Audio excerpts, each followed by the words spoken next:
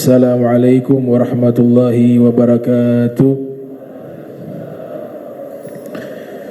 Alhamdulillahilladzi musayyiru sahab. Thumma salatu wassalamu ala sayyidina Muhammadin wa ala alihi wal ashab. Wa ba'du, subhanaka la ilma lana illa ma 'allamtana innaka antal alimul hakim. Rabbi israh li sadri wa yassir li amrin wahlul 'uqdatan min lisani yafqahu qawli wa sajid lisani wahdi qalbi bihaqqi sayyidina Muhammadin sallallahu alaihi wa alihi wasallam. Ya man huwa fi 'uluwihi kain, ya man huwa fi fi'li hamid, ya man huwa fi majdihi matin. Allahumma akrimna bi nuril fahmi wa akhrijna min zulumatil wahmi warzuqna fahman nabiyyin wa hifdzal mursalin wa ilhama malaikatil mukarramin. Rabbana zidna ilman wa fahma wa aqla ya akramal akramin bihaqqi sayyidina Muhammadin khatamil anbiya'i wal mursalin. Ya Rahman ya Rahim wa sallallahu ala sayyidina Muhammadin wa ala alihi wa sahbihi wa barak wa sallam. Walhamdulillahi rabbil alamin. Alhamdulillah, puji syukur kehadirat Allah. Salawat dan salam senantiasa tercurahkan kepada junjungan mulia Nabi kita tercinta Sayyiduna wa Maulana Muhammad sallallahu alaihi wasallam beserta segenap keluarga beliau, sahabatnya dan umatnya. Yang saya muliakan para imam Masjid Al-Amin, para sesepuh, orang tua dan seluruh jamaah yang hadir dan juga yang turut membantu mulai dari awal pengajian kita, dari konsumsi, kemudian mengurus perihal yang berkaitan tentang majlis yang ada di Masjid Al-Amin. Mudah-mudahan Allah Ta'ala berikan balasannya di akhirat nanti dengan pengampunan dosa, diberikan rahmat, diberikan nur, diberikan barakah bijahin Nabi wa alin Nabi. Al-Fatihah. Bismillahirrahmanirrahim. Alhamdulillahirabbil alamin arrahmanir rahim maliki yaumiddin. Iyyaka na'budu wa iyyaka nasta'in. Shiratal mustaqim shiratal ladzina an'amta 'alaihim ghairil maghdubi 'alaihim waladdallin. Amin. Qala muallif rahimahumullah, furudul ghusli ithnani. Al-awwalu an-niyat. Waqtuha awwalu ghusli li'anna al-badana fil ghusli kal 'udwil wahid. Kama qala sahibu Safwati Zubat, wa niyatun bil ibtida'i iktaranat kal haidi aw janabatin ta'ayyanat. Wajib mandi itu ada dua. Makna furud di sini bisa juga diartikan rukun mandi wajib. Furudul ghusli itsnan. Yang pertama al-awwalu an-niyat. Al-awwalu an-niyah. Yang pertama adalah niat. Nah, itu dikatakan di dalam kitab Safinatun Najah, an-niyatu qasdu syai'in muqtarinan bi fi'lihi mahalluha qalbu wa talaffudhu biha sunnatun. Niat adalah bertujuan melakukan sesuatu yang dibarengi dengan perbuatan tersebut dan tempatnya itu di hati. Adapun lafaz itu mustahab, dianjurkan. Nah, di dalam mazhab Syafi'i melafadzkan niat tujuannya menghilangkan was-was dan menghadirkan niat biar menetap dalam hati. Nah, mandi wajib harus dengan niat. Kapan mulai niat ketika kita mandi wajib? Awwalu ghusli li'annal badan fil ghusli kal 'udwil wahid. Mulai air itu mengucur di atas kepala berbarengan dengan niat. Ya, kaum aslafus sholihin minal asfiya, para kelompok para sufi, mereka biasa melanggengkan niat dari awal sampai akhir. Al-Imam Ibnu Hajar Al-Haytami dalam kitab Minhajul Qawim, syarah dari Muqaddimah Hadramiyah, menyatakan sama halnya dengan wudu, diperbolehkan juga bahkan fadilahnya lebih besar jika niat tersebut mulai dari awal kita lakukan mandi atau wudu, niat terus dilanggengkan sampai selesai, itu fadilahnya jauh lebih besar. Itu menurut Ibnu Hajar Al-Haytami. Namun kalau diawali niat, setelahnya itu tidak ada niat lagi, itu juga dikatakan diperbolehkan.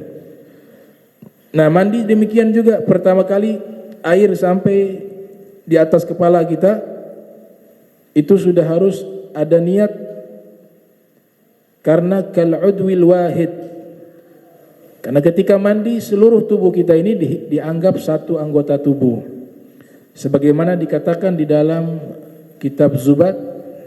Niat itu di awal disertai, dibarengi bersamaan dengan mandi tersebut, seperti janabah dan haid ta'ayyanat. Mas'alatun idza ijtama'a alaihi guslani wajibani fa akthar kal jima' wa khurujil mani fa hal takfi anhuma niyatun wahidatun. Ada satu masalah apabila terkumpul dua mandi wajib atau lebih, seperti kal jima' berhubungan biologis dan keluarnya air mani. Fahal takfi anhuma niyatun wahida, apakah cukup dengan satu niat?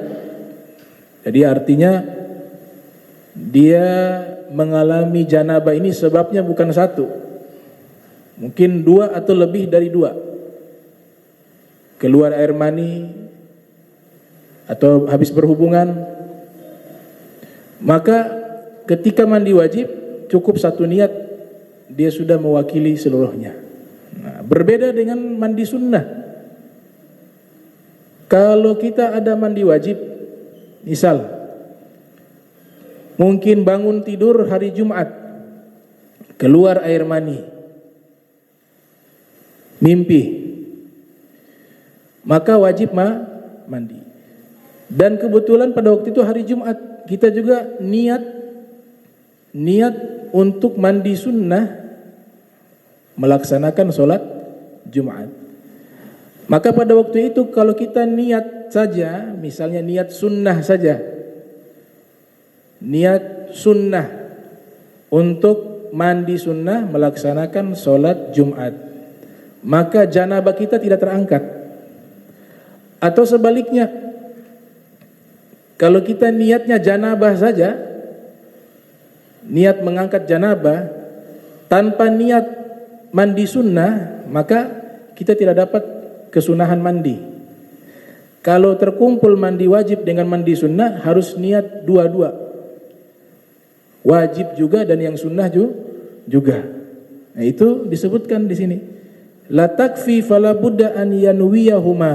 Tidak cukup kalau satu niat. Kalau kasusnya mandi wajib dan mandi sunnah, harus dia dengan dua niat tersebut. Niat mandi wajib dan niat mandi sunnah, baru dapat dua-duanya. Artinya dipisah. Itu berbeda jika ada dua sebab yang menyebabkan dia mandi wajib, maka cukup dengan satu niat mandi wajib, dia sudah terangkat dua daripada janabah tersebut. Wa inna wa fardan wa naflan hasala au fa bi kullin mithlahu tahassula. Dan jika dia niat mandi wajib dan sunnah hasola, maka dia dapat daripada dua niat tersebut.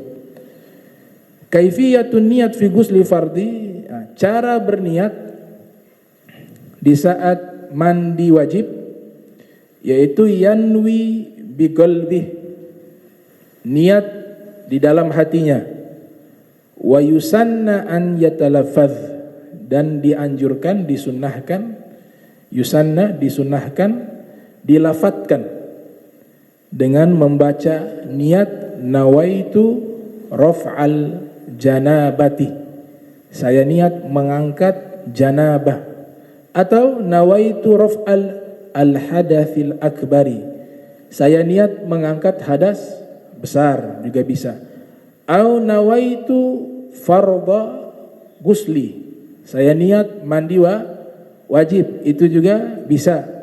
Atau yang terakhir adalah nawaitu taharah lis-sholati. Saya niat bersuci untuk sholat. Nah, ini dilafatkan. Kecuali nanti pakai lillah. Ada orang nambah niatnya disebutkan nama Allah, maka lafaz Allah itu tidak boleh dilafatkan. Karena posisinya di dalam kamar mandi. Itu. Di beberapa manuskrip para ulama, di antaranya ya Ibnu Arabi, Al-Imam Abdul Karim Al-Jili, itu mereka tambahkan mengangkat janabah jasad dan waruha, mengangkat janabah secara jasad dan ruh. Nah, di kalangan para asfiyah mereka biasa menambah demikian. Kemudian kata yusanna di sini berarti ditekankan. Di dalam mazhab Syafi'i melafatkan niat itu sesuatu yang sangat ditekankan, sangat diperintahkan. Bahkan dibuat redaksi yusanna, disunnahkan. Kalau mazhab Hambali memang dilarang, mereka larang melafatkan niat. Kalau mazhab Syafi'i disunnahkan melafatkan niat. Makanya di dalam beberapa kitab fikih itu biasa ada beberapa redaksi dikatakan yusannu atau yustahabbu atau al-hasan atau al-muraggabu fih atau mandub. Ini semua satu makna yang artinya adalah diperintahkan sebagai bentuk anjuran yang dianjurkan sampai derajat sunnah. Itu. Nah, ini pendapatnya Ibnu Hajar Al-Haytami. Ibnu Hajar Al-Haytami menyatakan redaksi yang saya lebih senang menggunakan itu adalah yusannu, disunnahkan. Ada juga nafilah, itu juga artinya sunnah. Jadi dalam kitab fikih itu memiliki makna sunnah. Sebagian ulama mengatakan muradif, satu makna. Sebagian ulama mengatakan maknanya hampir sama tapi ada sedikit perbedaan. Tapi yang diambil oleh Ibnu Hajar Al-Haytami, jika sudah ada kata yusanna, an yusanna atau yusannu, itu berarti anjurannya sangat tegas sampai mendekati sunnah. Adapun sunnah di mazhab Hambali itu jauh lebih tegas. Kalau ada pendapat di mazhabnya Hanabila, Al-Imam Ahmad bin Hanbal dengan ashabuhu, dengan para ulamanya, para murid-muridnya, kalau kita dapati di kitab mereka disebutkan sunnah, itu definisinya berbeda dengan sunnahnya di mazhab Syafi'i. Kalau di mazhab Syafi'i, sunnah itu adalah kita lakukan dapat pahala, kita tinggalkan tidak mendapat dosa. Itu definisi mazhab Syafi'i. Tapi kalau mazhab Hanabila, sunnah itu kalau kita tinggalkan dapat dosa. Itu sunnahnya di dalam mazhab Hanabila. Kemudian dikatakan di sini yang kedua daripada rukun mandi wajib, tadi yang pertama niat. Jadi seluruh ibadah di dalam syariat Islam, khususnya di dalam mazhab Syafi'i dan mazhab lainnya, itu semuanya harus menggunakan niat. Innamal a'malu binniyat. Setiap amalan tergantung niat. Dalam kaidah usul fikih dikatakan al-umuru bimaqasidiha. Seluruh perkara tergantung niat. Itu rumusan usul fikih yang pertama. Al-umuru bimaqasidiha. Seluruh ibadah, seluruh perkara itu tergantung tujuannya. Yang dimaksud tujuan di sini adalah niat. Namun ada beberapa ibadah yang niatnya sebelum kita lakukan ibadahnya sudah niat terlebih dahulu. Jadi tidak harus niat itu berbarengan. Tadi kan definisi dalam kitab Safinatun Najah itu kasusnya masalah wudu. Adapun beberapa ibadah niat duluan baru melakukan amal. Seperti puasa. Puasa itu kita niat sebelum melakukan amal ibadah puasa. Kita niat terlebih dahulu, baru setelahnya kita berpuasa. Tapi kalau berbicara sholat, berbicara wudu, berbicara mandi sunnah ataupun mandi wajib, atau berbicara tentang tayamum, maka niatnya harus berbarengan. Nanti di situ terjadi khilaf di kalangan para fuqaha antara Imam Ghazali, Imam Rafi, Imam Nawawi tentang masalah kapan niat itu harus kita mulai hadirkan, dan apakah harus dilanggengkan atau hanya sekali terlintas niat sudah cukup. Nah, ini pembahasan khusus di kalangan para ulama tentang masalah niat.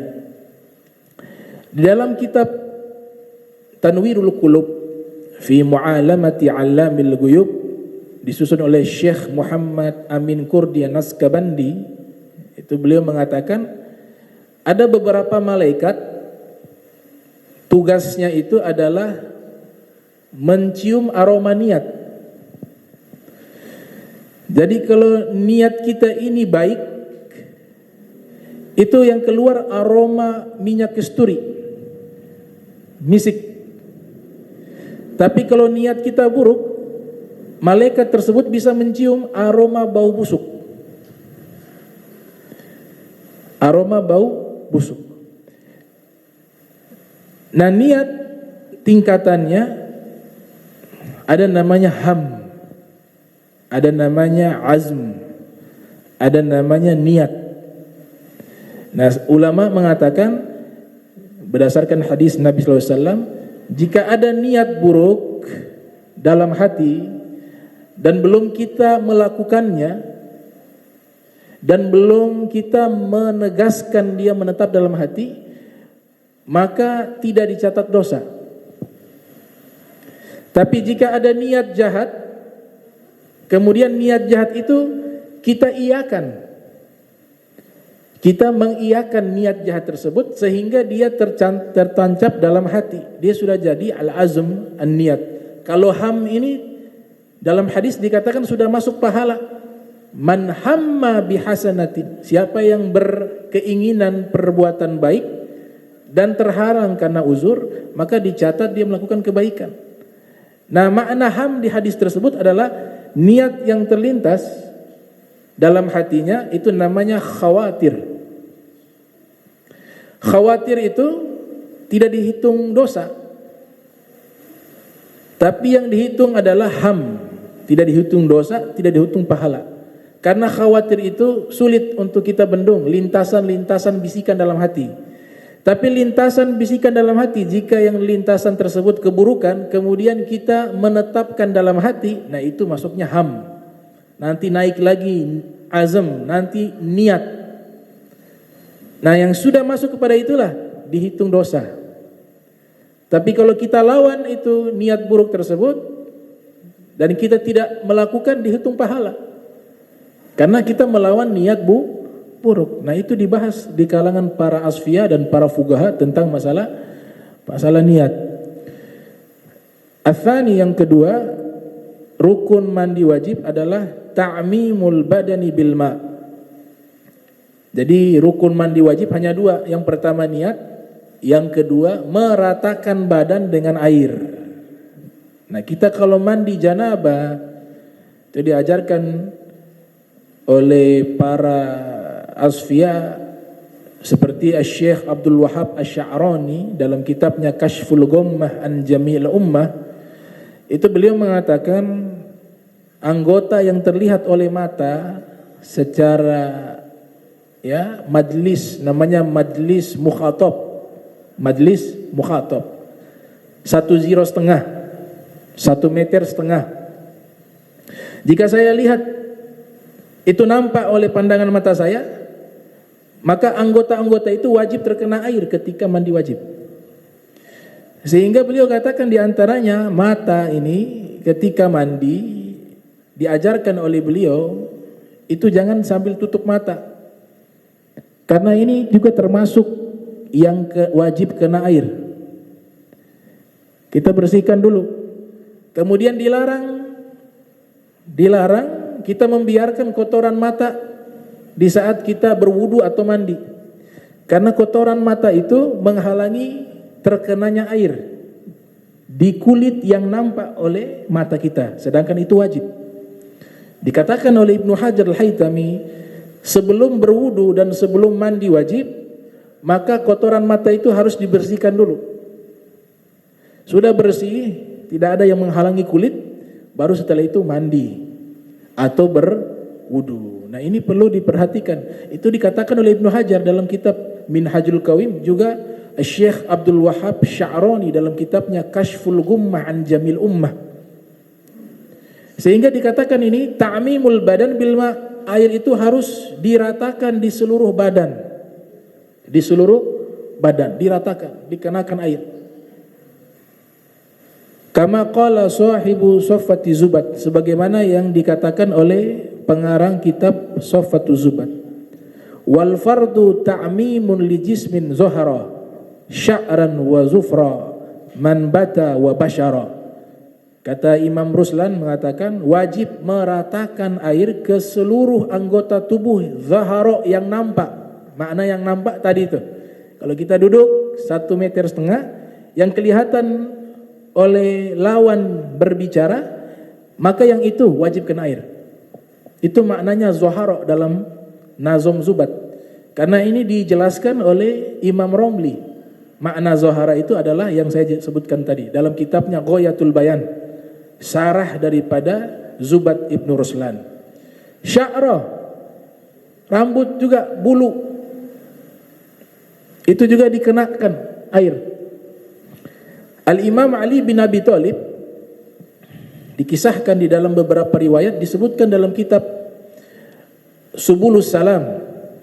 Ada kitab namanya Subulus Salam, dan juga kitab Ibanatul Ahkam yang mensyarahkan isi hadis di dalam kitab Bulughul Maram.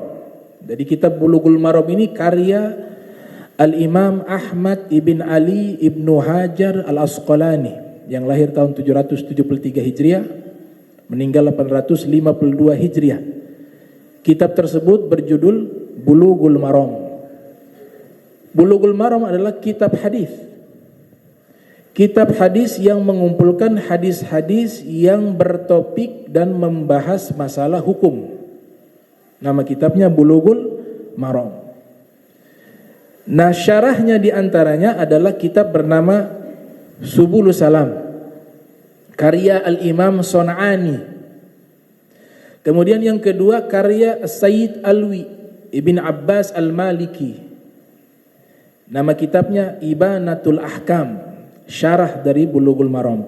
Di dalam dua kitab tersebut diriwayatkan ketika membahas satu topik namanya Babul Ghusli, bab tentang mandi.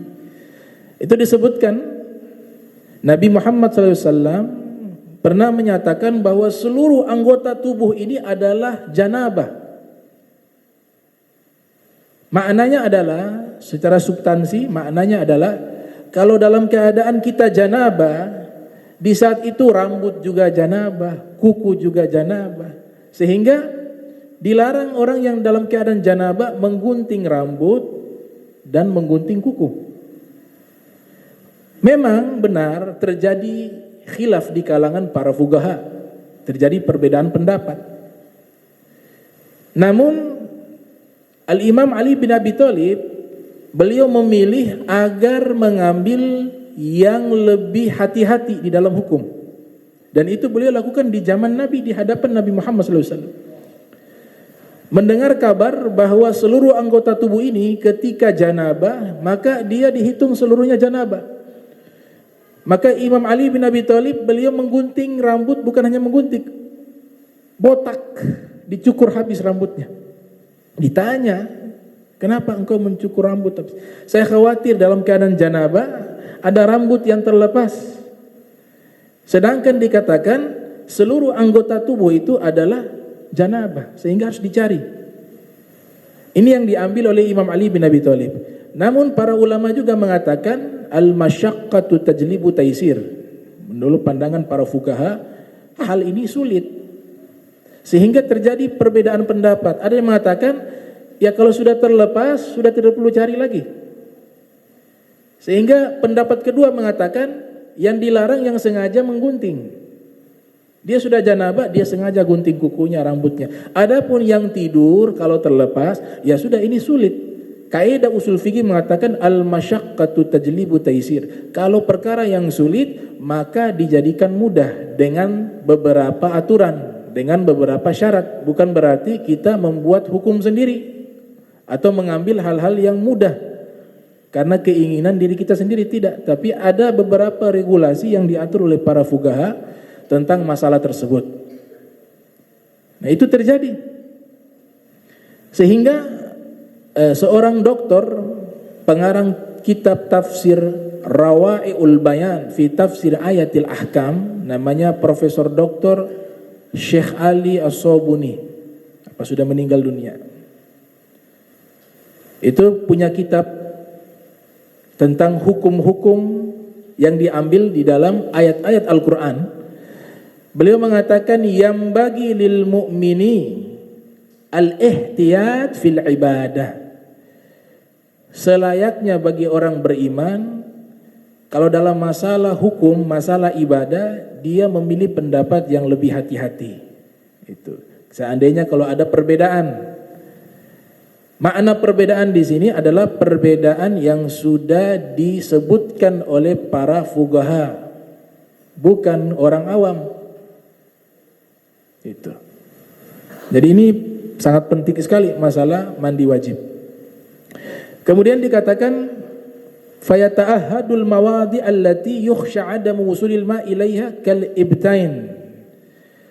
Fayata'ahadu, harus menyela-nyelai.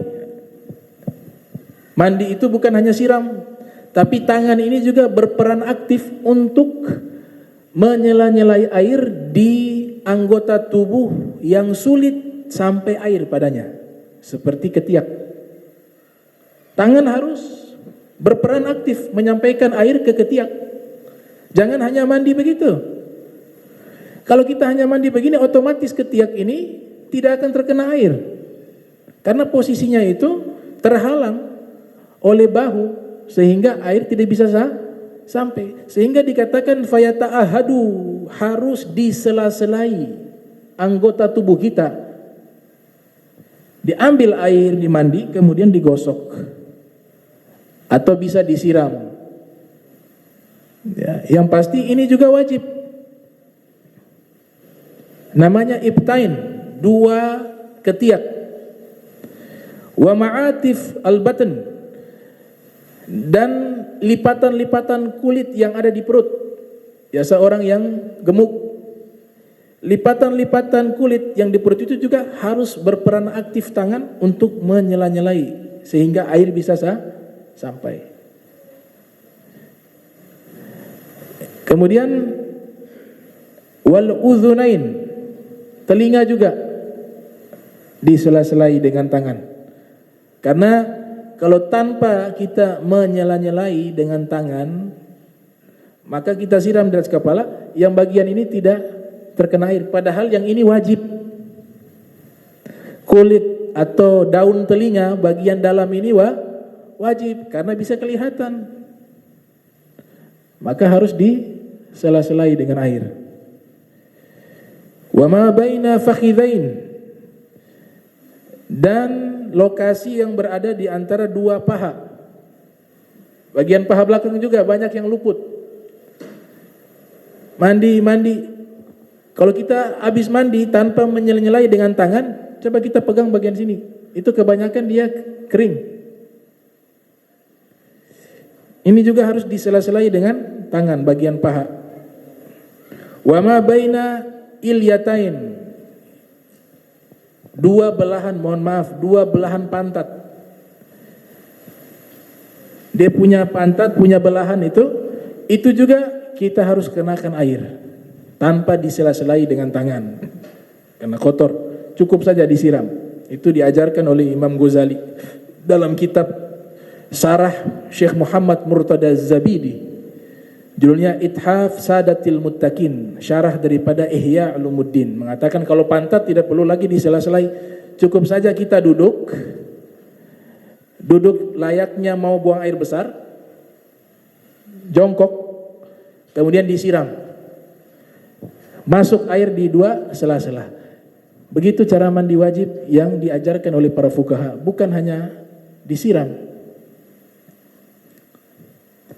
Nah, di sini ada masalah tentang orang yang belum sunat. Mas'alatu ghuslil aklaf. Aklaf itu artinya orang yang belum sunat. Nah, itu ay ghuslu ma tahta jildati kulfatil lati tuqta'u indal khitan. Dia punya kemaluan itu kulit yang belum disunat, itu juga ketika mandi wajib harus sampainya air pada kulit tersebut. Ini dikatakan oleh beliau. Fi ghusli hayy yajibu isalul ma ila ma tahta kulfati aklaf, yaitu menyampaikan air di bawah kulit orang yang belum sunat, kulit kemaluan orang yang belum sunat, di bawahnya. Fa in ta'azzara wusulul ma ilaiha shalla ka faqidit tuhurain fayajibu alaihi alqada. Seandainya memang air tidak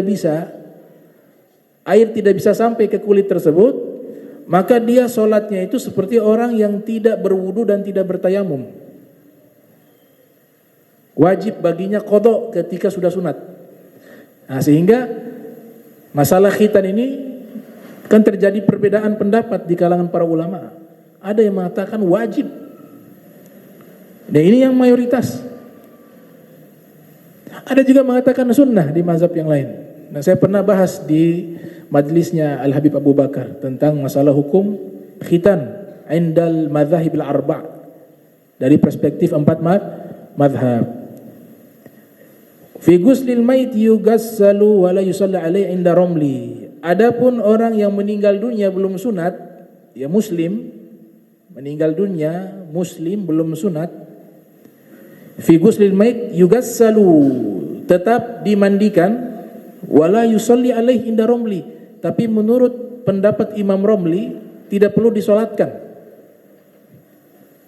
Itu menurut Imam Romli, karena beranggapan masih belum suci. Wa yatayammamu wa yuyammamu ba'da ghuslihi wa yusalli alaihi inda Ibnu Hajar. Namun menurut Ibnu Hajar sudah ditayamumkan. Tayamum setelah dimandikan. Setelah itu baru disolatkan. Itu menurut Ibnu Hajar. Pakailah yang Ibnu Hajar. Ya, kasihan kalau yang Imam Romli. Ya. Jadi ini Imam Ibnu Hajar Al-Haytami dengan Imam Romli, ada di dalam beberapa riwayat mengatakan anak mantu dengan mertua, tapi selalu berbeda pendapat tentang masalah fikih. Imam Romli punya ayah juga, ada ulama namanya Muhammad Romli, kalau anaknya namanya Ahmad Romli.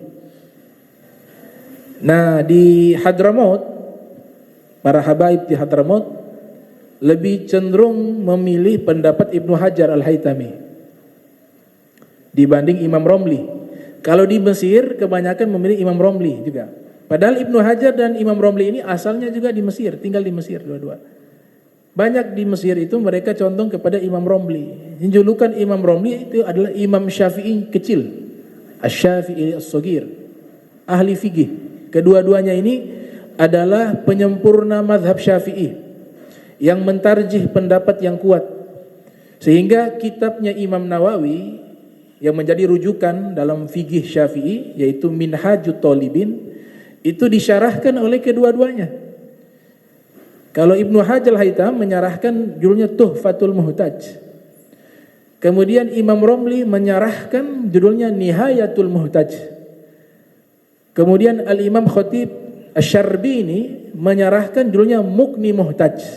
Jadi satu kitab disyarahkan oleh 3 ulama besar. Nah, kenapa Ibnu Hajar yang biasa lebih cenderung dipilih pendapatnya?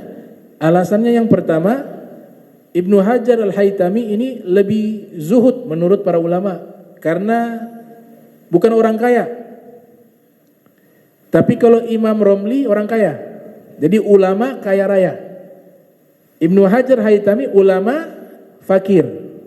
Nah, makanya istrinya pernah marah. Istrinya itu waktu itu mau mandi di pemandian umum. Dia punya pemandian umum. mau mandi, khusus perempuan.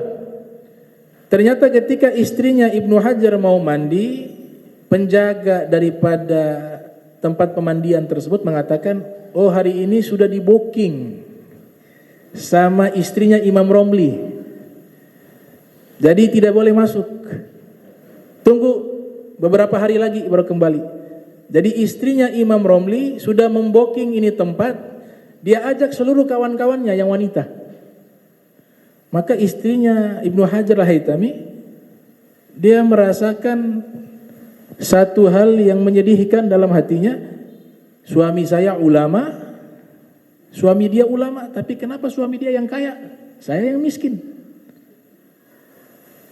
Datanglah menemui Ibnu Hajar Al-Haytami. Dia katakan, wahai suamiku, ya, dalam satu riwayat tidak disampaikan, tapi mulai melayani suami dengan muka yang cemberut. Ibnu Hajar perhatikan ini, tidak ajak bicara, mukanya muka marah, kan kelihatan kalau perempuan lagi marah. Ini ada apa ini? Akhirnya Ibnu Hajar katakan, wahai istriku, ada masalah apa? Tolong sampaikan kepada saya. Maka disampaikan. Pertama dibilang tidak ada masalah. Nah, biasa diulang 3 kali langsung diceritakan itu perempuan. Coba ceritakan lagi. Tidak ada masalah. Itu biasa jawaban yang umum.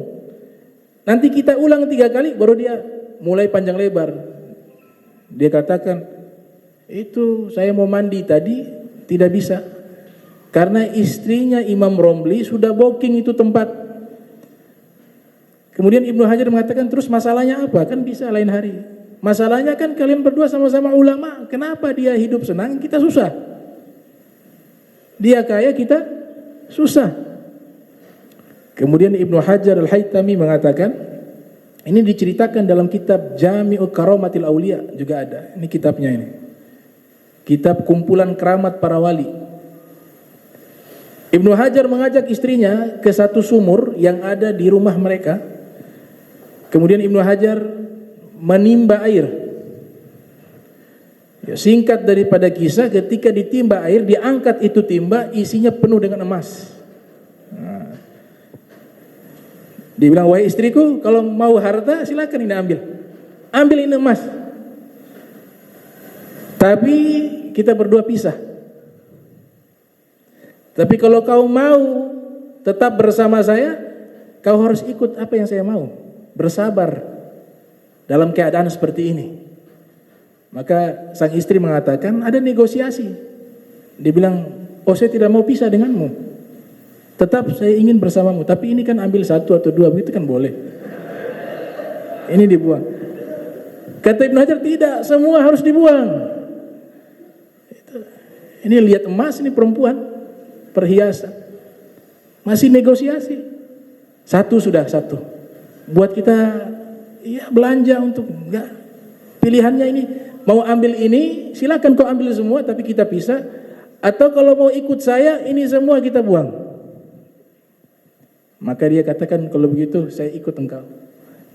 Dibuang lagi ke sumur itu emas. Nah itu Ibnu Hajar Al-Haytami. Ini kasus yang sama dengan Imam Sibawayh, ahli nahu, lahir 148 Hijriah, meninggal 180 Hijriah. Imam Sibawayh ini punya kitab sebenarnya banyak. Beliau ini belajar kepada seorang ahli hadis, ahli fikih namanya Hammad ibn Salamah. Hammad bin Salamah ini ulama ahli hadis, ahli fikih. Imam Sibawayh sebelum belajar nahu belajar kepada Hammad bin Salamah. Belajar ilmu hadis, belajar ilmu fikih. Dan Imam Sibawayh ini terkenal orang yang rajin mencatat. Mencatat banyak fawaid-fawaid. Nah itu ketika kitab beliau sudah banyak dicatat, ditaruh di rumah. Kemudian beliau belajar ilmu nahu kepada Al-Imam Khalil bin Ahmad Al-Farahidi. Jadi pakar nahu, menikahlah beliau. Ketika menikah, ya, ini sang istri, perhatikan waktunya lebih banyak habis dengan kitab dibanding dengan istrinya. Tiap hari kitab. Akhirnya ini istri cemburu sama kitab. Ini suami saya lebih cinta kepada kitab daripada saya. Niat buruk muncul. Nanti dia keluar dari rumah, saya bakar ini semua kitab. Keluarlah Imam Sibawayh. Keluarlah Imam Sibawayh dari rumah. Sang istri mengambil seluruh kitabnya Imam Sibawayh yang beliau tulis bertahun-tahun. Mungkin di situ ada masalah fikih, masalah hadis. Hanya disisakan satu kitab. Dia bilang ini sudah. Satu biarkan saja. Yang lain semua diambil. Apa yang dilakukan? Itu kitab ditumpuk di halaman rumahnya. Ada yang mengatakan di belakang rumah. Jadi punya rumah itu belakang itu ada halaman di bagian belakang, bukan bagian depan. Dikumpulkan di situ, diambil minyak, disiram, dibakar. Habis itu kitab. Imam Sibawayh pulang kembali ke rumah menuju ke kas beliau yang berisikan kitab. Pulang cari kitab. Lihat kitab kosong. Hanya ada satu. Tanya kepada istrinya, "Wahai istriku, kitabku di mana?" Kata istrinya, "Ada di belakang." Oh, Imam Sibawayh ke belakang. Ternyata lihat sudah jadi abu. Imam Sibawayh panggil istrinya, "Wahai istriku, ini apa ini? Kitab saya mana?" Kata istrinya, "Itu kitabmu. Saya cemburu dengan kitabmu. Kau lebih banyak menghabiskan waktu dengan kitab dibanding dengan saya. Kalau begitu hari ini kita pisah. Saya talak 3, gak ada rujuk lagi." Diceraikan istrinya. Akhirnya Imam Sibawayh umurnya tidak panjang. 148, meninggal 180. 32 lebih ya. Meninggal dunia. Ketika meninggal dunia hanya tersisa satu kitab. Tersisa satu kitab yang diteruskan oleh muridnya namanya Hasan Al-Akhfash. Itu. Karena itu bukan kitab, bukan tujuan beliau mengarang kitab, tapi itu catatan-catatan beliau ketika belajar ilmu nahwu. Catatan-catatan beliau ketika belajar ilmu nahwu kepada guru-gurunya. Maka mereka ketika menyebarkan kitab tersebut tidak ada judul, akhirnya mereka namakan ini buku dengan kitab. Diberikan nama Al-Kitab. Nah, jadi judulnya sampai hari ini judulnya Al-Kitab. Itu adalah kitab karya Imam Sibawayh. Nama aslinya adalah Amrun bin Usman. Lahir tahun 148 Hijriah, meninggal 180 Hijriah. Ya, wallahu a'lam bishawab. Bismillahirrahmanirrahim. Assalamualaikum warahmatullahi wabarakatuh.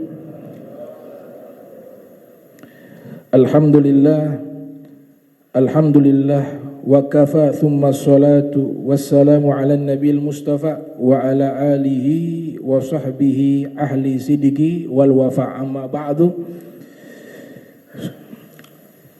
Di pertemuan kali ini kita membahas biografi seorang tabi'in bernama Al-Imam Hasan Al-Basri. Al-Imam Hasan Al-Basri. Nah, perlu diketahui Al-Imam Hasan Al-Basri ini lahir pada tahun 21 Hijriah di kota Madinatul Munawwarah, dan beliau wafat di kota Basrah pada tahun 110 Hijriah. Al-Imam Hasan Al-Basri ini beliau punya ibu itu budaknya istri Nabi Ummu Salamah. Jadi Ummu Salamah punya budak perempuan tapi nanti dimerdekakan, dibebaskan, namanya Khayyirah. Khayyirah namanya. Kemudian suaminya namanya Abul Hasan Yasar. Abul Hasan Yasar itu adalah ayahnya Imam Hasan Al-Basri, budak dari Zaid bin Thabit. Jadi sahabat yang bernama Sayyiduna Zaid bin Thabit punya budak, salah satunya adalah bernama Abul Hasan Yasar. Itu adalah ayah daripada Al-Imam Hasan Al-Basri.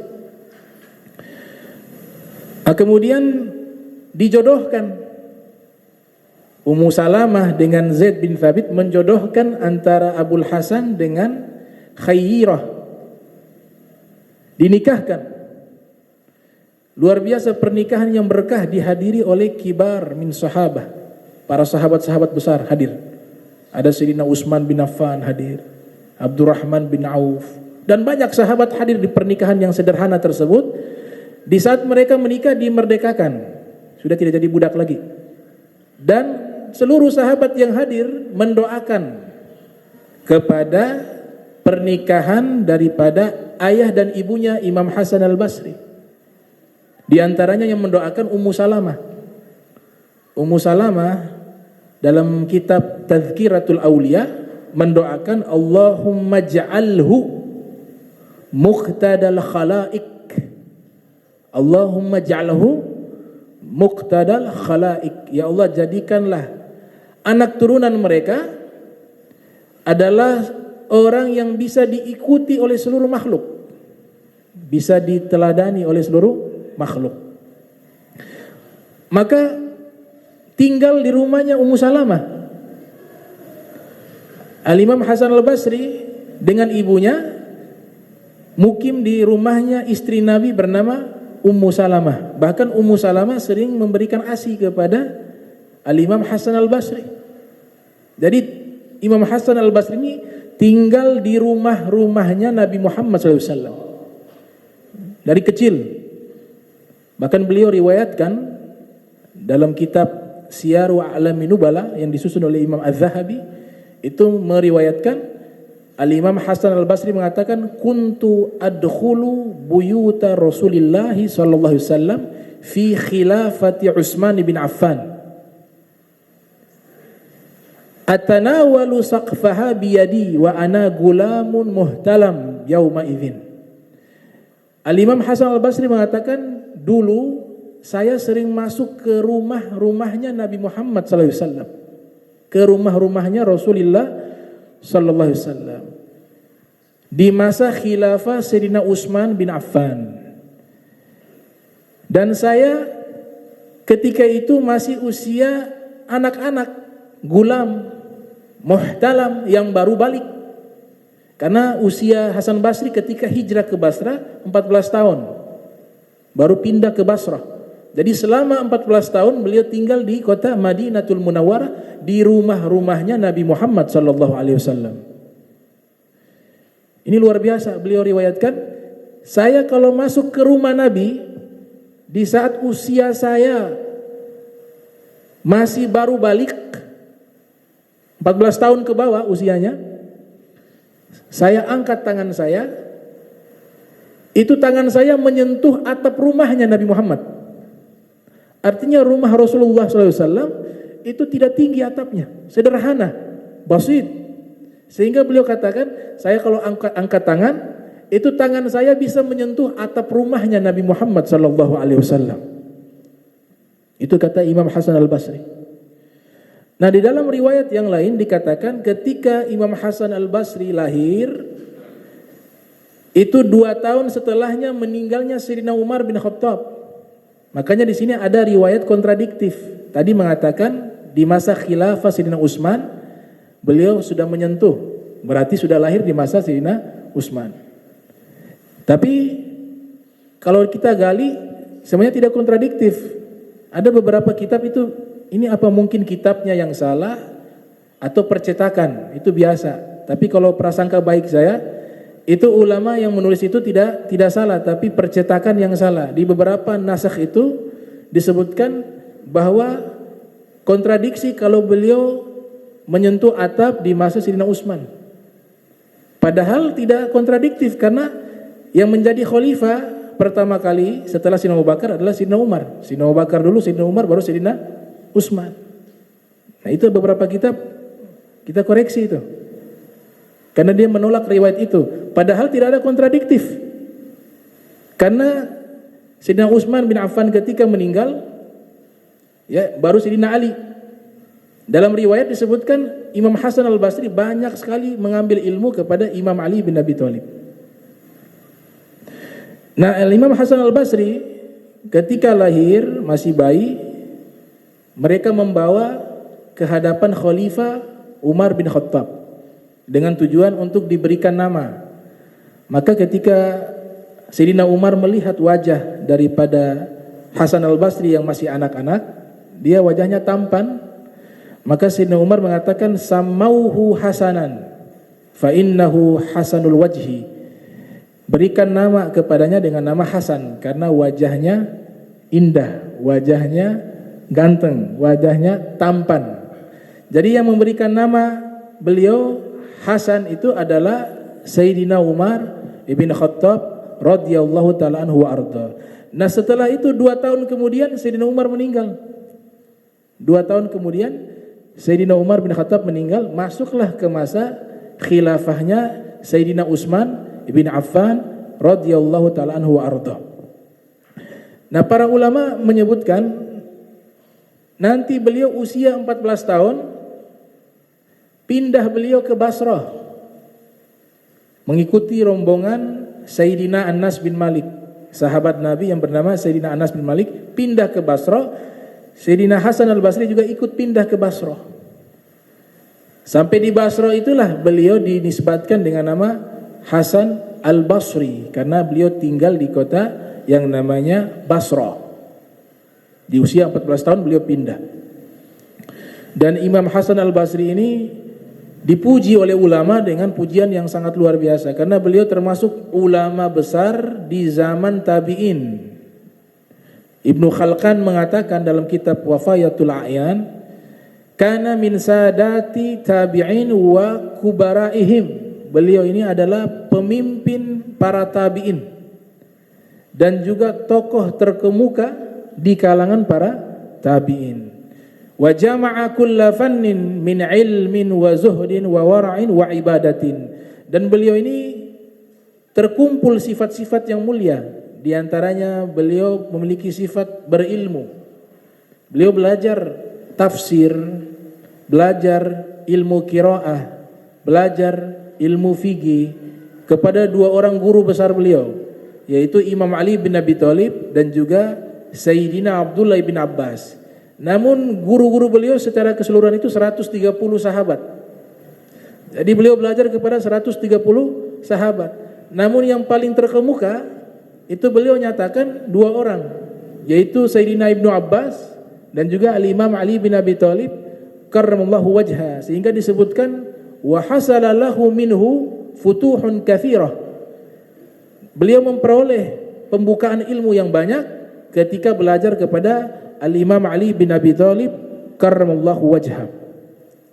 Kemudian Imam Zahabi juga memuji dengan menyatakan kana sayyida ahli zamanih ilman wa amala. Beliau itu pemimpin di zamannya dari sisi ilmu dan ibadah.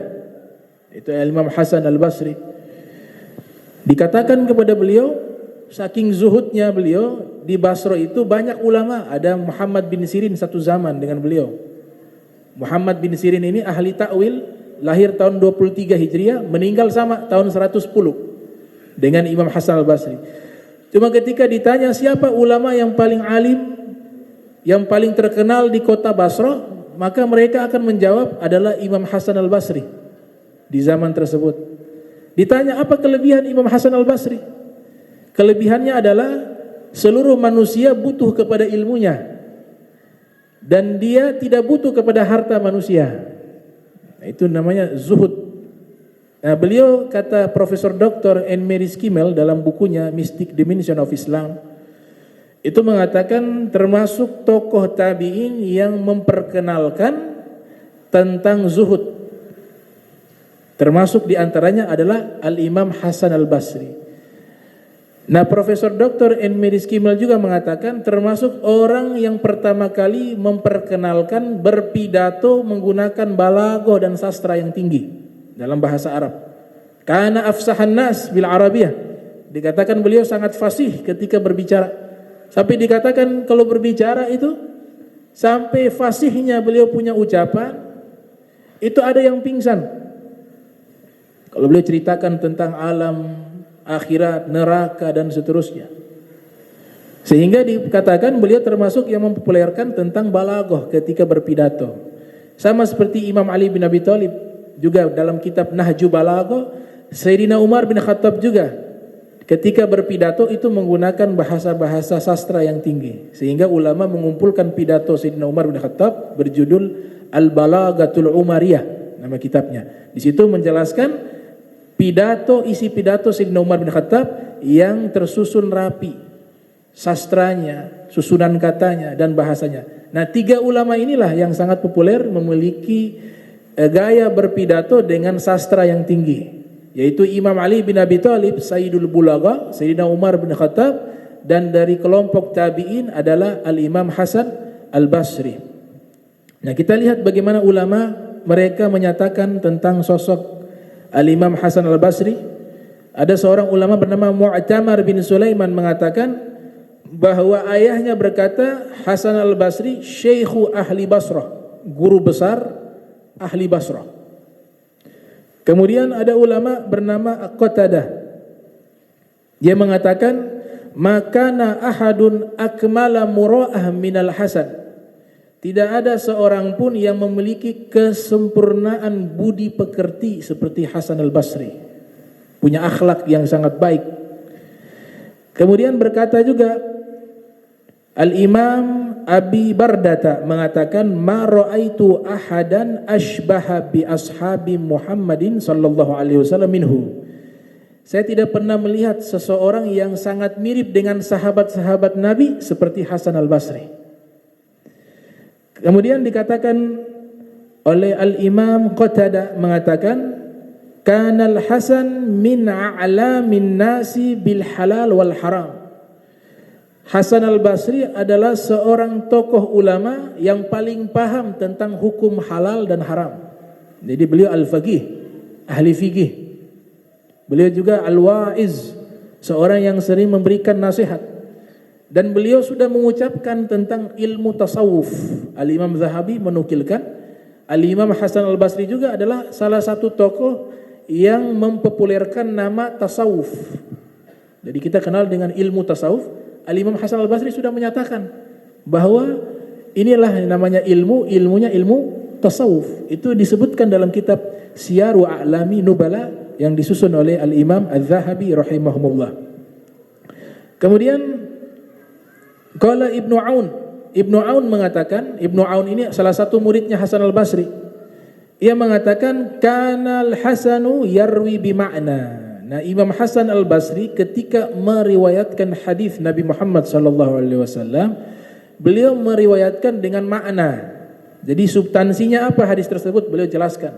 Jadi makna-makna yang tersirat, makna-makna yang tersembunyi dalam hadis Nabi, itu beliau bisa membongkarnya satu persatu. Itu kelebihan daripada Al-Imam Hasan Al-Basri. Kemudian dikatakan juga oleh Al-Imam Muhammad Al-Bagir. Al-Imam Muhammad Al-Bagir bin Ali Zil Abidin. Al-Imam Muhammad Al-Bagir mengatakan, dzakal ladzi yushbihu kalamuhu kalamal anbiya. Dzakal ladzi yushbihu kalamuhu kalamal anbiya. Ucapannya Imam Hasan Al-Basri ini, Al-Imam Hasan Al-Basri, ucapannya itu mirip dengan ucapan para nabi. Itu pujian dari Al-Imam Muhammad Al-Bagir tentang sosok Al-Imam Hasan Al-Basri. Syekh Fariduddin Al-Attar, Syekh Fariduddin Al-Attar dalam kitabnya Tazkiratul Awliya, beliau memberikan pujian kepada Al-Imam Hasan Al-Basri ketika membahas biografi beliau. Dikatakan mukawwiyun nubuwah. Beliau orang yang sangat kuat memegang ajaran-ajaran kenabian. Namanya mukawwiyun nubuwah. Kemudian beliau juga adalah murabbiun futuwah, seorang murabbi, pendidik sejati yang mengajarkan tentang kebaikan dan kemuliaan. Kemudian beliau adalah manba'ul amal wal ilm, sumbernya ilmu dan amal. Manba'ul amal wal ilm, sumbernya amal dan ilmu. Majma'ul wara' wal hilm, dan sumbernya sifat wara' dan sifat sabar. Ma'diniyul ilmi iktisabi wasadri, dan beliau adalah sumber daripada ilmu iktisabi dan ilmu sadri. Syekhul Muqaddam, seorang guru terkemuka, Al-Imamul Hasan Al-Basri. Az-Zahabi melanjutkan dalam kitab Tazkiratul Huffaz mengatakan, Al-Imam Syekhul Islam Ra'su Tabaqat fit Tabi'in. Al-Imam Hasan al-Basri adalah seorang imam, guru besar dalam agama Islam dan pemimpin di masa tabi'in. Jadi beliau termasuk pemimpin para tabi'in di zamannya. Ada ulama coba membuat rumusan, kalau yang di Madinah Sayyid Ibni Musayyib, kalau di Basra Hasan al-Basri, kalau di Makkah itu Atha bin Abi Rabah. Ada yang membuat seperti itu rumusannya. Namun hampir semua para sufi khususnya mereka lebih cenderung kepada Al-Imam Hasan al-Basri jika menyatakan pemimpin para tabi'in. Atau yang kedua Uwais al-Qarani yang ada di Yaman, Sayyidina Uwais al-Qarani. Inna rajulan yuqalu lahu Uwais al-Qarani. Kemudian dikatakan juga, subhanallah, ini disebutkan beliau punya guru, tadi saya sebutkan ada 130 sahabat guru beliau. Dan beliau sifati guru-guru beliau katakan, dan ini dinukilkan oleh Imam Ghazali dalam kitab Mukasyafatul Qulub. Al-Imam Hasan al-Basri mengatakan tentang sosok guru-guru beliau. Beliau katakan, adraktu aqwaman, saya belajar kepada sekelompok kaum, atau saya berjumpa dengan sekelompok kaum, yang dimaksud adalah para sahabat. Adraktu aqwaman kanatid dunya ahwan indahum minat turabul ladzi yamshuna alaih. Bagi mereka dunia itu lebih hina dibanding tanah yang mereka injak di atasnya. Itu beliau sifati guru-gurunya beliau. Sampai Imam Hasan al-Basri mengatakan, man azzama dirhama, siapa yang mengagungkan mata uang 1 dirham, itu sakata min ainillah, dia jatuh dari pandangannya Allah. Itu artinya dia membesarkan sesuatu yang Allah hinakan. Nah, disebutkan juga kalau memuliakan orang karena hartanya, kita muliakan orang karena hartanya, bukan karena solehnya, bukan karena baiknya, karena hartanya, maka Imam Hasan al-Basri mengatakan bahwa orang tersebut sudah jatuh dari pandangan Allah. Tapi kalau kita muliakan seseorang karena solehnya, kebaikannya, sebagaimana hadis Nabi, man tawada'a li ghaniyin solihin, siapa yang tawadu kepada orang kaya yang soleh, Nabi sebutkan orang kaya yang soleh, liginaihi, tapi dia tawadunya bukan karena solehnya, tapi karena kayanya, maka sepertiga agamanya hilang, kata Nabi Muhammad SAW. Jadi itu bukan standar kemuliaan. Tapi kalau ada orang kaya, dia soleh, dia baik, wah ini Masya Allah, ni'mal malu soleh lirajul soleh, kata Nabi, sebaik-baiknya harta adalah harta yang baik dimiliki oleh orang baik, kata Nabi SAW. Nah, disebutkan beliau punya guru 130 sahabat Nabi Muhammad SAW. Kemudian murid-murid beliau disebutkan oleh Imam Zahabi dalam kitab Syiar beliau, bahwa murid beliau ada namanya Ibnu Aun, ada namanya Thabit al-Bunani, ada juga namanya Imam Malik bin Dinar. Malik bin Dinar termasuk murid beliau. Kemudian Ar-Rabi' ibn Sabih dan Mubarak bin Fudalah, ini diantara murid-murid beliau. Yang lainnya masih banyak disebutkan oleh Imam Al-Mizi dalam kitabnya Tahdzibul Kamal fi Ma'rifati Asma'ir Rijal. Kemudian dikisahkan ada kisah-kisah yang berkaitan dengan Imam Hasan al-Basri. Pernah Imam Ali bin Abi Thalib ketika pindah ke Kufah, karena Imam Ali ini memindahkan ibu kota di masa Khalifah Sayyidina Abu Bakar, Sayyidina Umar, Sayyidina Utsman, itu ibu kotanya di kota Madinah. Di masa Imam Ali bin Abi Thalib, beliau pindahkan dari Madinah, pindah ke Irak, tepatnya di Kufah, pindah di Kufah. Kemudian Imam Ali bin Abi Thalib waktu itu beliau pergi ke Basrah. Sampai ke Basrah, di dalam satu masjid dipenuhi oleh manusia dengan jumlah yang banyak. Imam Ali lihat, ternyata yang mengajar seorang pemuda, syabab. Imam Ali lihat, ini masih muda. Kemudian Imam Ali menghampiri pemuda tersebut. Ini semua lihat, Masya Allah, Imam Ali bin Abi Thalib. Ternyata dilihat Hasan al-Basri. Imam Ali tegur, maksudnya masih muda kau ngajar, kasih nasihat ke orang, ceramah. Imam Ali katakan, ya syabab, engkau masih muda mau ceramah, mau ngajar kepada manusia lainnya. Ini mereka yang lebih tua. Kata Imam Hasan al-Basri mengatakan, wahai imam, ya amirul mukminin, saya kebetulan tahu beberapa hadis Nabi. Maka saya hanya ingin menyampaikan kepada diri saya dan kepada jamaah. Hanya sebatas itu saja. Kemudian Imam Ali memperhatikan susunan kata daripada Imam Hasan al-Basri. Penjelasan Imam Hasan al-Basri. Hadir Imam Ali, lihat. Bisa bayangkan Imam Ali hadir menyaksikan Imam Hasan al-Basri mengajar. Dan Imam Hasan al-Basri usianya masih muda. Ini diceritakan dalam kitab Tazkiratul Aulia. Selesai mengajar, Imam Hasan al-Basri selesai mengajar, Imam Ali mengatakan bahwa hadza syabab yalik ayyatakallam. Oh, kalau pemuda seperti ini layak kalau dia mengajar. Berarti sudah dapat izin dari Imam Ali bin Abi Thalib. Tapi Imam Hasan al-Basri mengambil kesempatan, tidak merasa cukup dengan ilmunya, menghampiri Imam Ali bin Abi Thalib, mengatakan, wahai Imam Ali, as'aluka billah an tu'allimani wudu. Wahai Imam Ali, aku minta kepadamu, tolong ajarkan kepadaku tentang cara berwudu yang benar. Padahal sudah mengajar hadis, tapi tidak gengsi untuk minta mengajar ilmu yang dianggap sangat sederhana, wudu. Tolong ajarkan kepada saya wudu yang benar seperti apa. Fatalaba ma, Imam Ali kalau meminta, datangkan air. Fa'allamahu, kemudian Imam Ali mengajarkan ini cara wudu yang benar. Mulai saat itu Imam Hasan al-Basri selalu belajar kepada Imam Ali bin Abi Thalib.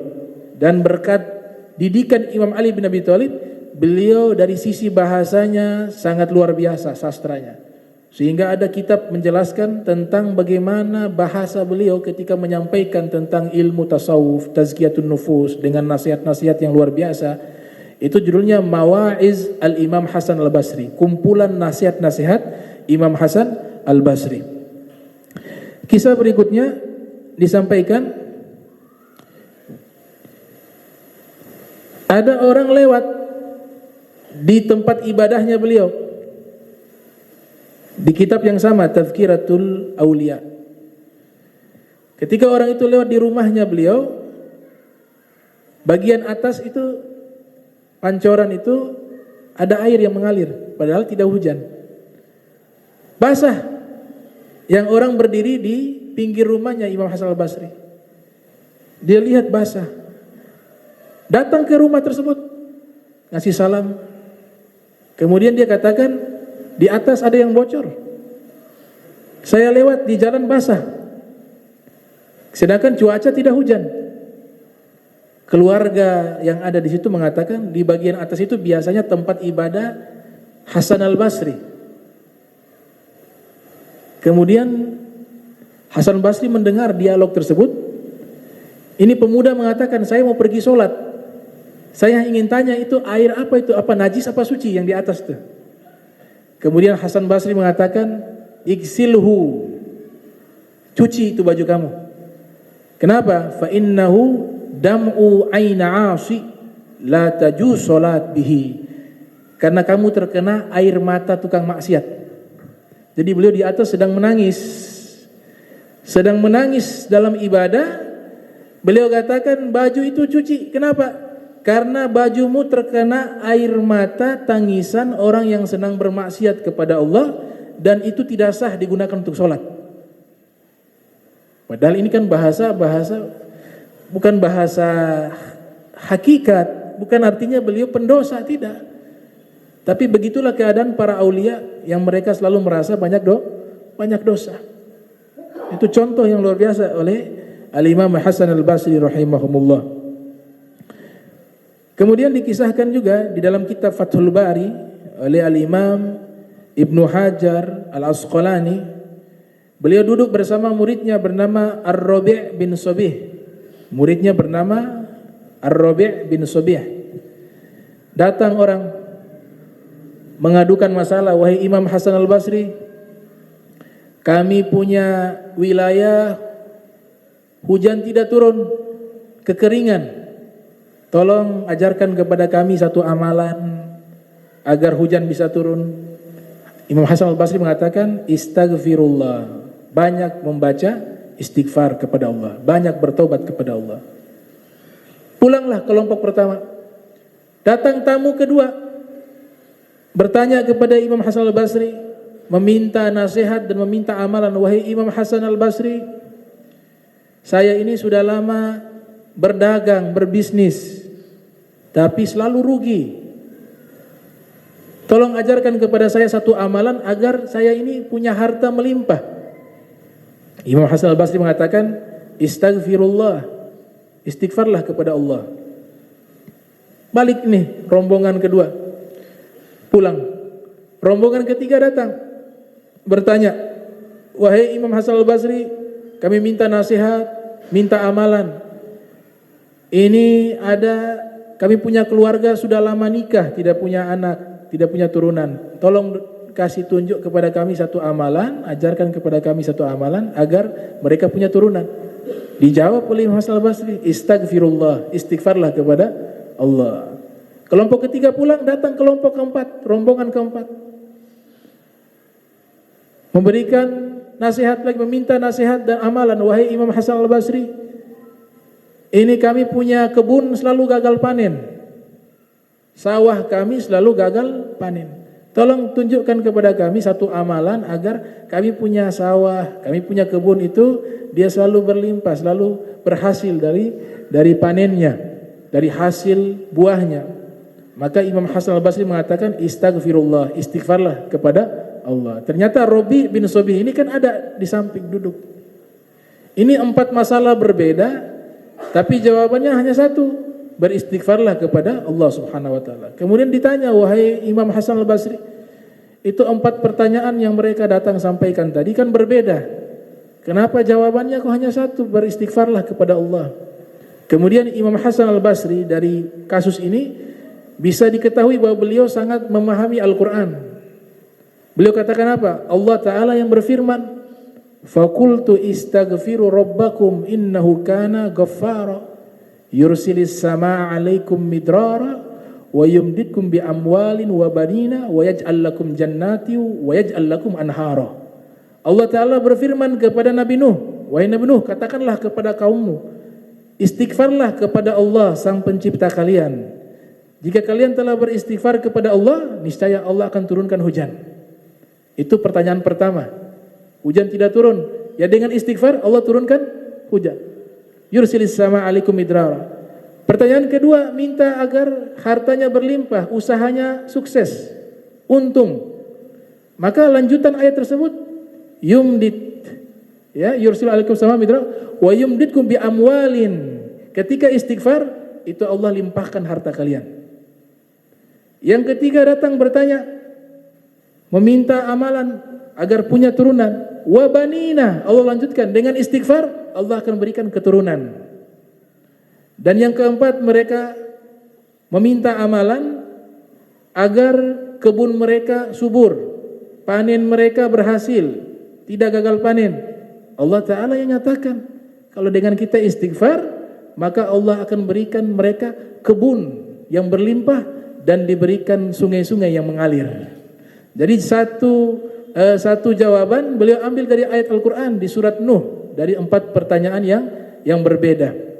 Al-Imam Qurtubi dalam kitabnya At-Tadhkiratu bi ahwalil mauta wa umuril akhirah, ini mengisahkan ada seorang wanita datang menemui Imam Hasan al-Basri meminta satu amalan. Jadi Imam Qurtubi kisahkan kisah ini. Amalan agar bisa melihat anaknya yang sudah meninggal dunia, mungkin lewat mimpi. Jadi anaknya seorang wanita. Wahai Imam Hasan al-Basri, tolong ajarkan kepada saya satu amalan agar saya bisa melihat putri saya yang sudah meninggal dunia. Maka Imam Hasan al-Basri mengajarkan satu amalan kepada wanita tersebut. Wanita itu mengamalkan amalan yang diajarkan oleh Imam Hasan al-Basri. Ketika mengamalkan, tidur di malam hari bermimpi. ternyata melihat anaknya itu di dalam neraka. Naudzubillah min dzalik, diazab dalam neraka. Maka sang ibu ini sedih. Dalam mimpinya melihat anaknya diazab. Bangun dari tidurnya, besok harinya dia menemui Hasan Basri, menyampaikan tentang mimpi yang ia lihat. Wahai Imam Hasan al-Basri, saya bermimpi tadi malam putri saya disiksa, diazab di dalam neraka. Maka Imam Hasan al-Basri pun sedih mendengar berita tersebut. Beberapa hari kemudian Imam Hasan al-Basri mengamalkan doa yang diajarkan tersebut. Beliau amalkan sendiri. Ketika beliau amalkan, beliau bermimpi bertemu dengan seorang anak perempuan sudah ada dalam surga menggunakan mahkota. Imam Hasan al-Basri lihat, bertanya, kamu ini siapa?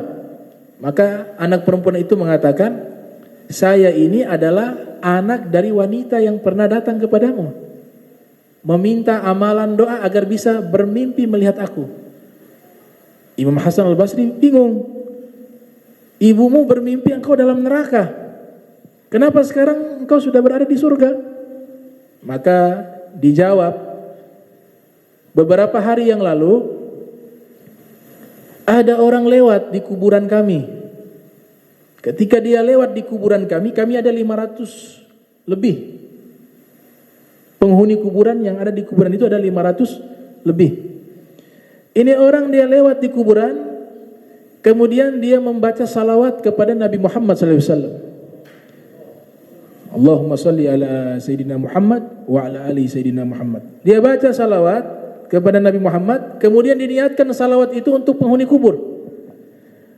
Maka ketika salawat itu disampaikan kepada penghuni kubur yang sedang mengazab beberapa orang di kuburan tersebut, terdengar suara menyatakan, biarkan mereka terbebas dari azab kubur karena berkat salawat kepada Nabi Muhammad SAW yang dihadiahkan dari orang soleh tersebut kepada penghuni kubur.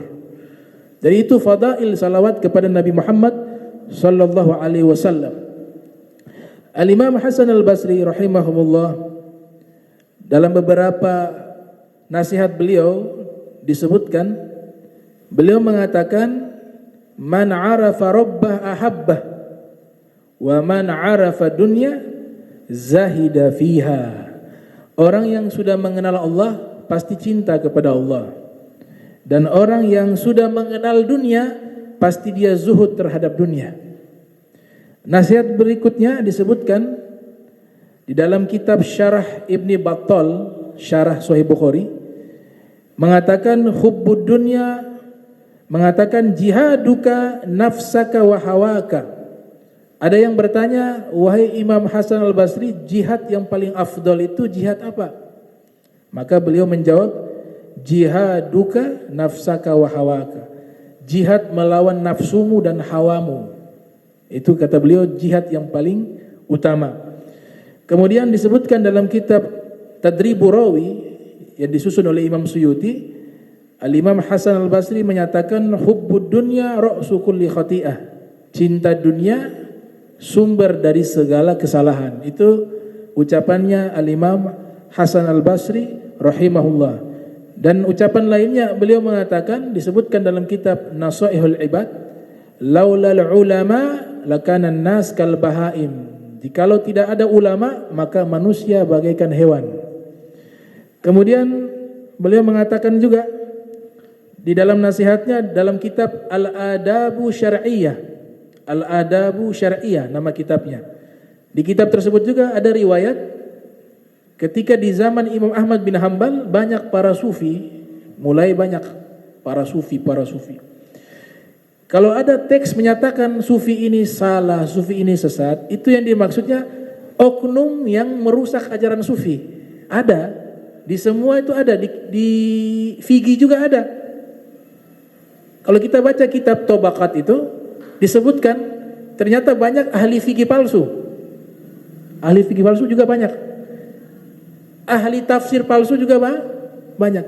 Ahli hadis palsu juga banyak. Termasuk juga para sufi juga yang palsu juga banyak.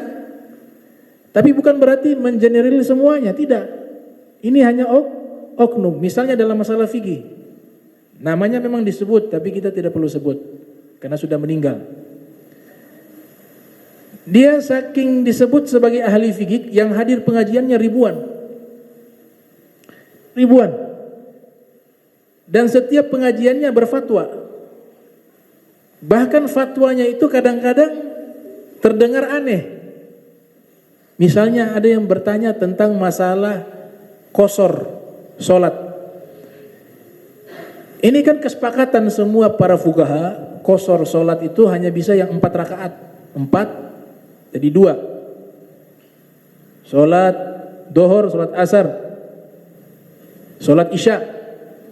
Ditanya kepada ahli fikih palsu ini,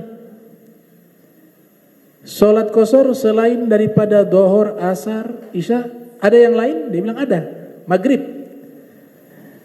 Jadi menurut dia maghrib itu bisa diqasar jadi satu rakaat. Itu terjadi. Nah, di kalangan para sufi juga tidak semuanya begitu. Ada oknum, makanya Abu Nuaim beliau berusaha mengumpulkan sufi-sufi asli, termasuk Hasan al-Basri sufi asli. Disebutkan tasawuf, disebutkan sufi. Sehingga banyak kitab, kalau kita ingin pelajari tentang Imam Hasan al-Basri, ada beberapa kitab yang membahas tentang beliau, seperti kitab daripada karya Ahmad Farid, itu judulnya Hasan al-Basri Imam Muzahidin. Di situ membahas juga beliau punya tarekat tasawufnya seperti apa, dibahas. Ada juga tafsir Hasan al-Basri. Juga ada kitabnya Ibnu Zawzi al-Bughdadi, Abu Faraj Abdurrahman, judulnya Adabu Al-Imam Hasan al-Basri. Di situ juga beliau masukkan dalam kitab Sifatus Safwa, kumpulan para sufi.